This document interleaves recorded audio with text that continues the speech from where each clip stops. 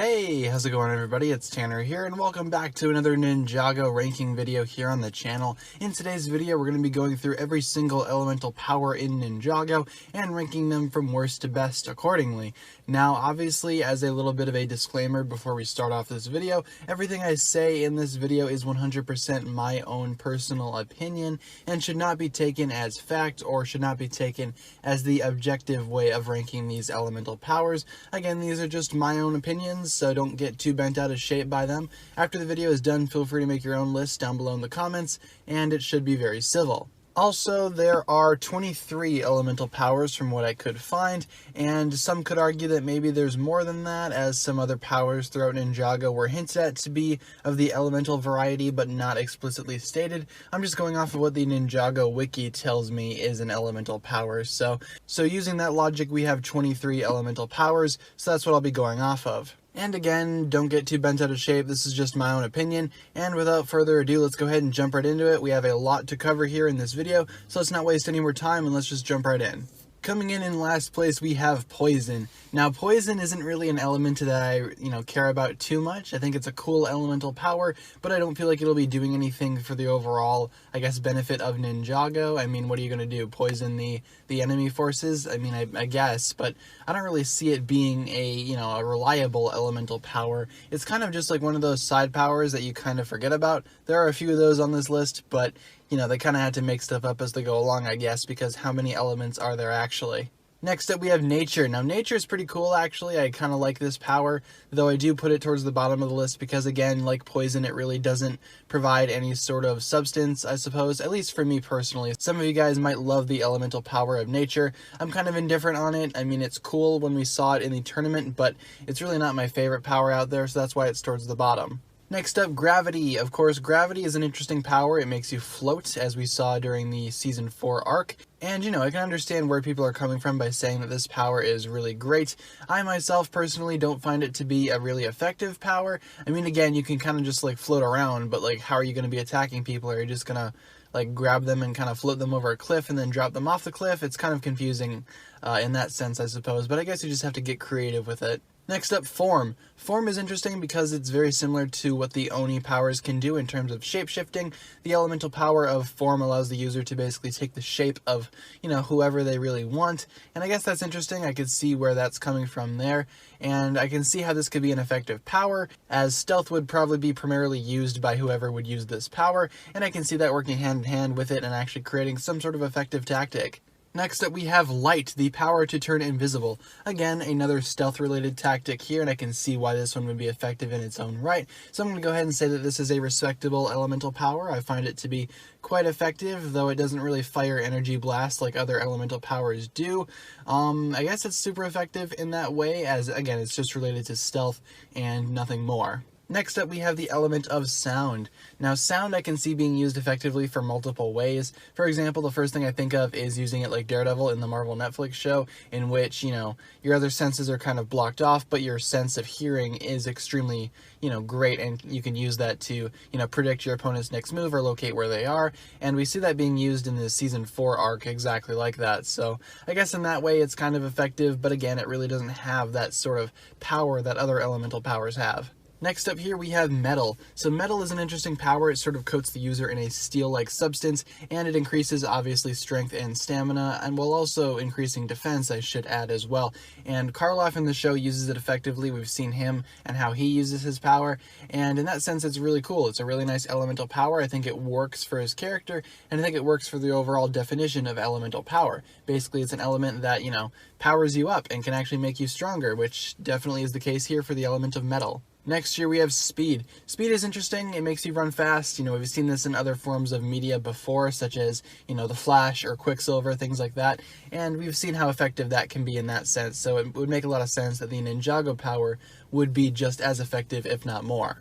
Next up, Smoke. I kind of like the element of Smoke. I think it's cool. I think it'll be great for defense and also great for stealth. It allows the user to basically convert their body into a cloud of smoke, which is cool, and then it temporarily does that, and then it switches back to the actual body. That's really great. I like seeing that used effectively in the show, and I like the battle between Kai and Ash, of course, the Master of Smoke. I thought that was really cool, and it made Smoke one of my favorite elements. Next up we have Shadow. Yet again, another stealth-related elemental power. Shadow allows the user to, of course, blend into shadows. Who would have thought?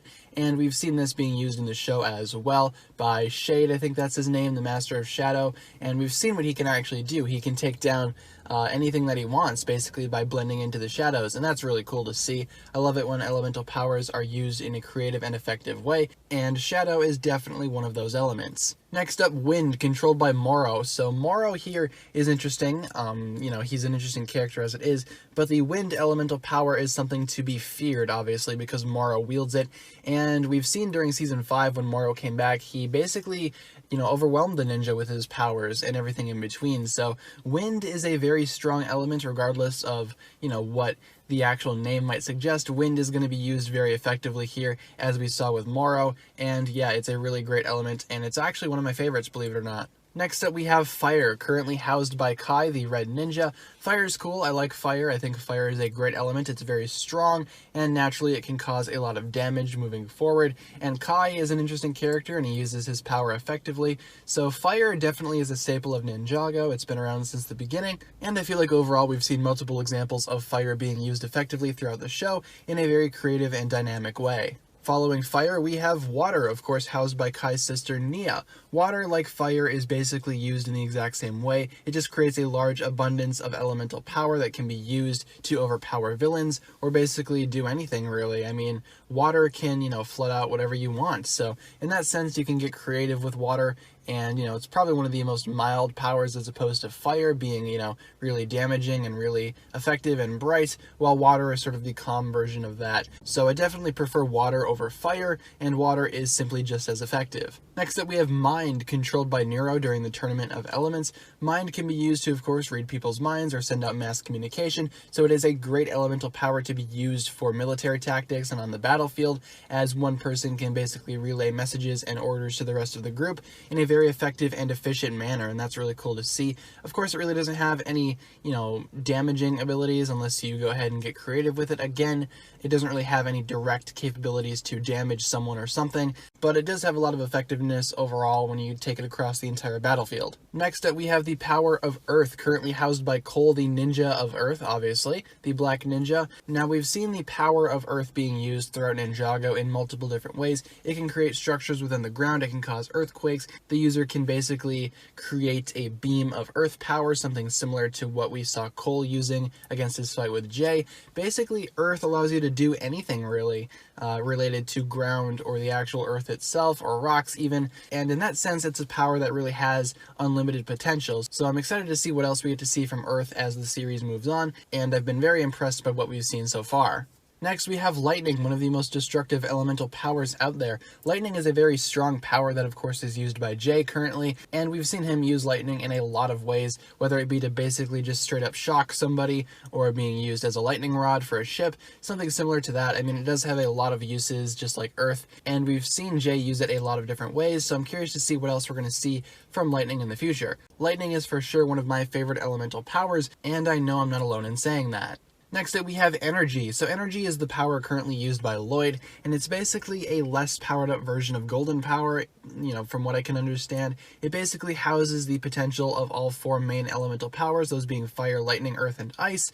It sort of mixes them all together to create some sort of, you know, energized power for Lloyd, and while it's not explicitly stated what Energy really is, I believe it has something to do related to that. The actual capabilities of the Energy power, they allow the users to basically shoot off energy beams and things like that, create force fields, just your basic stuff. I mean, it's powerful, but it's not as powerful as the powered up form of this same power, that being the Golden Power. Next up, we have Ice, one of my favorite elements of all time. Ice is very cool, you know, pun intended there, but no, in all seriousness, Ice is a very great power to have. Of course, it's possessed by Zane, so we know that the Ice power is in the best of hands, and basically Ice allows the user to create multiple forms of ice, and allows the user to basically manipulate ice in any way possible, and there are a lot of infinite possibilities here to be used with this ability to control ice. I mean, you know, think about it, you could basically do anything. Again, like other elemental powers, there is unlimited potential here for ice, but I believe in this case it is definitely more than other elements, say for example such as earth or maybe fire. Next up, we have Destruction, one of the two primary elemental powers throughout Ninjago, or at least one of the two housed by the first Spinjitzu Master. There was also some debate as to whether or not he possessed golden power, but we'll get to that soon enough. But Destruction is the opposite of Creation, obviously, and Destruction is being housed by Lord Garmadon, so I guess that's interesting to see. You know, of course, Garmadon does indeed have an elemental power, despite what some people may actually think, and you can go ahead and debate that all you want, but I'm going to go ahead and say that it is a power. But yeah, Destruction's cool. We've seen Garmadon use it throughout Ninjago during multiple periods, and it's a very powerful element as well, which makes Garmadon all the more intimidating of a villain. Next up, we have the opposite of that, Creation. Creation is the element currently used by Master Wu. Of course, we saw him use it for the first time, I believe, in Season 5, or it could have been earlier, in fact, but I remember him making the actual dragon in the 5th season, so I'll go ahead and say that's like the very first time that we've actually seen something created from the power of creation. You could argue that, you know, other instances of that might be, you know, using that as well, such as the tornado of creation, but in terms of Master Wu actually using his power, I think this is one of the first times that we've seen it being used. And yeah, like Destruction, it's a very powerful element. It's not one to be taken lightly, and also like, you know, Destruction, it's very capable of housing history throughout it as well, as it was one of the main powers of the first Spinjitzu Master. In third place here, we have Amber. Everyone was wondering where this one would be placed on the list, and Amber is up here in the 3rd spot because Amber basically allows its user to take control of any elemental power and use it for herself. Of course, the current user is Skylar, Master of Amber, daughter of Master Chen, and it is interesting when you think about it. I mean, Amber is basically a copying ability, but it allows the user to basically withhold the exact same power as whoever she touches or takes the power from, and that's really cool to see. I love Skylar as a character, and I love her actual power. I think it's really cool. And we've seen it throughout the series pop up at multiple points, and this power makes me wonder why exactly Skylar isn't a main ninja at this point, because Amber is honestly one of the most powerful elements throughout all of Ninjago, and if you're just going to have it, you know, attached to a side character, what's the point of even having it? In second place, we have Golden Power. Now, Golden Power is a very historic and powerful element. It was basically housed by the first Spinjitzu Master again, and was later housed by Lloyd when he unlocked his true potential. And yes, that was his true potential, so, you know, you can argue about that in the comments, but it is, so, you know. And yeah, we basically saw it unlocked during Lloyd's battle with the Overlord, and he basically took over the Darkness. Again, you could argue that Darkness is also an elemental power, but I decided against putting it on there because I figured it was too similar to Destruction. But Golden Power is something entirely different from Creation. It's a very powerful version of Creation and Destruction, and basically every other elemental power combined. All of those rolled into one create Golden Power, and all of those powers were basically housed by Lloyd when he unlocked his true potential. And in first place, we have Time. This might seem like an interesting one to put at the top of my list, but when I was thinking about it, and when I was truly actually thinking about it, I thought to myself, Time is actually one of the most powerful elements, if not the most powerful. I mean, what could you do with Time? You could basically do everything. You can rewind, fast forward, pause. You could basically do whatever you wanted. Of course, time travel is going to be a big part of that as well, and on the battlefield, it's also very effective. We saw in Season 7 that Acronix and Crocs definitely were not people to mess with, because of course they did have their elemental power at hand, and it was a very effective one at that. We've seen what Time can do, and we've seen an entire season based off of that element in the form of Hands of Time, and I believe that there is an infinite potential for Time to come back in Ninjago and play a major role. Of course, we really don't know what has happened to the two Time users, and that's another thing. Time was, you know, housed by two elemental masters, so in that sense it's also a very creative and unique power at that. But overall, guys, I do not regret my decision to put Time in the #1 spot,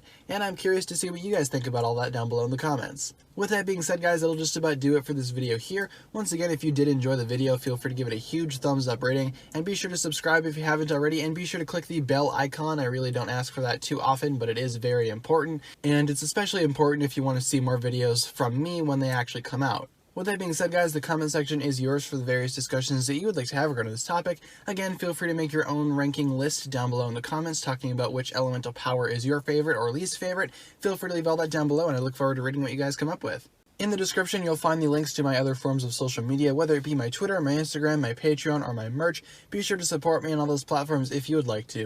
With that being said, you guys, thank you so much for watching this video once again. My name is TannerFishies, and with that, I bid you farewell.